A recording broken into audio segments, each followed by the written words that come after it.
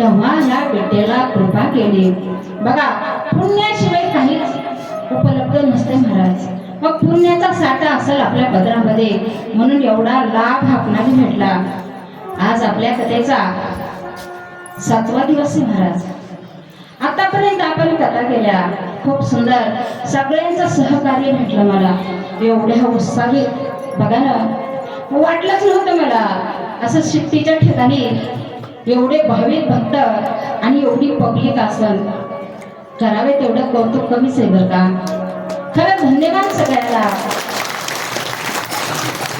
आणि त्याच पद्धतीनं आमचे गोविंद दादा, हरिभक्तप्रायण गोविंद दादा विशारद माझ्या भाग्यानं आणि तुमच्या भाग्यानं लाभले आपणाला. बबलू दादा बी तेवढ्यात तोडीचा. आणि त्या दिवशी हे दादा बाईक शिस्टमवाले नव्हते तर किती परेशानी झाली आपली. त्यांना पण धन्यवाद देते. आणि माझ्या सर्व कृष्ण सख्या कोणी माता असतील त्यांना पण सगळ्यांना धन्यवाद देते बघा. कारण सगळ्यांनी मी सांगितलं हे कट्याचा नो हे खेळ म्हणून मेळ मिळविला. सगळ्यांनी खूप खूप सहकार्य केलं. आणि आतापर्यंत आपली कथा ह्या टोकाला येऊन राहिल्या महाराज. आता थोडं राहिले आपण, पण माझी विनंती आहे, कथा आपण ऐकली सोडून द्यायची नाही हो. कथेमधून तुम्ही एक तरी शब्द आचरणात आणा. आणि लक्षात ठेवा, कथा आतापर्यंत पुष्कळ ऐकल्या आपण, दरवर्षीच कथा असत्या, पण तुम्हाला कंटाळा आला का? नाही. एवढी कथा पवित्र आणि एवढी गोड आहे महाराज, कंटाळाच येत नाही. बघा ना, आपण दरवर्षी कथा ऐकतात पण आपल्याला कंटाळा येत नाही का? कारण माझ्या भगवंताच्या लीला आहे, त्याच्यामध्ये ध्यान आहे, चरित्र आहे, संतांचे चरित्र आहे, गोपी गीत आहे, उपदेश आहे महाराज. याच्यामध्ये खूप काही घेण्यासारखं आहे. मग आपण काहीतरी घ्यायला पाहिजे, शिकले पाहिजे. आपण कथा कीर्तन कशासाठी असतात? काहीतरी शिकायला भेटतंय आणि इथंच शिकायला भेटतंय महाराज. आणि समाधान पण इथंच भेटत आहे. अनेक ठिकाणी जातो मला समाधान नाही भेटणार. अहो, एवढं समाधान कुठंच भेटणार नाही. बघा, आहे त्याच्यामध्ये समाधान मानलं पाहिजे. पुष्कळ श्रीमंत लोक असतात हो, तर समाधान भेटत नाही.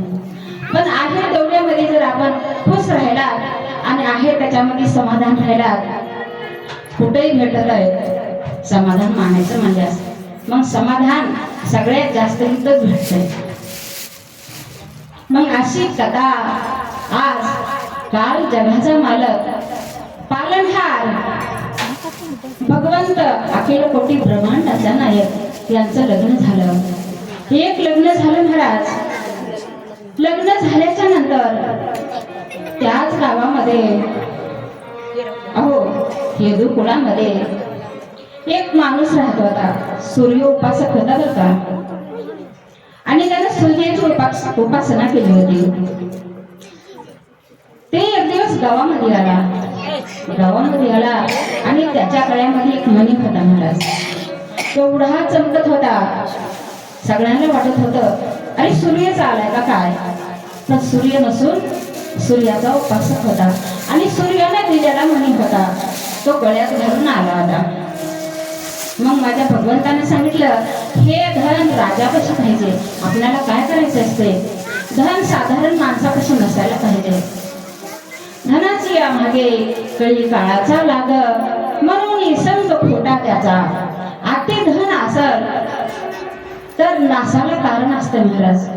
धन जेवढ्याला तेवढंच पाहिजे, काही जास्त नसायला पाहिजे. जास्त विद्या नसायला पाहिजे, जास्त अहंकार नसायला पाहिजे. सगळं तेवढ्याला तेवढंच पाहिजे माणसाला, नाहीतर एक दिवस नाश केल्याशिवाय राहत नाही. सांगितलं, हा मणी उग्रसेनाला द्या, आपल्या राजाला काहीतरी उपयोग होईल ह्याचा. पण त्यांना सांगितलं, नाही, मी तपश्चर्या केल्या आणि त्या तपाच्या फळावर मणी प्राप्त करून घेतलाय, मी का देईन? अहो, तो गेला आणि एक दिवस त्याच्या भावाच्या गळ्यात घातला आणि तो शिकारीला गेला.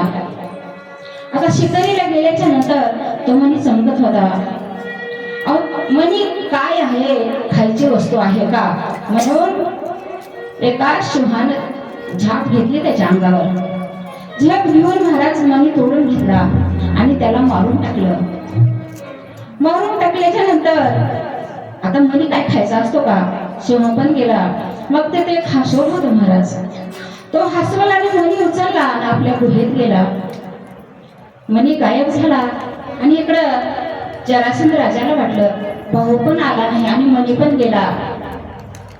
कसं आहे, एखाद्याला वस्तू नाही दिली मागून आणि ती गायब झाली तर वाटतंय खाणं चोरून घेतली का काय.